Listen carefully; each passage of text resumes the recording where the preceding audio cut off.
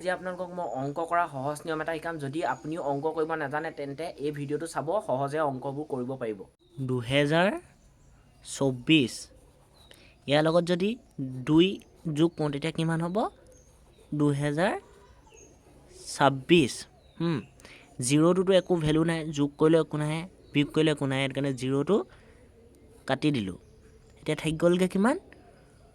2 2 4 আৰু এইপিনে থাকিলে কিমান? 2 2 6। এতিয়া 2 2 কেইটা কাটি দিলোঁ, 2 2 আৰু এইটো 2 এইটো 2 কাটি দিলোঁ, থাকি গ'ল কিমান? 4 আৰু 6। 4 6 কিমান? 4 6 হৈ গ'ল 10।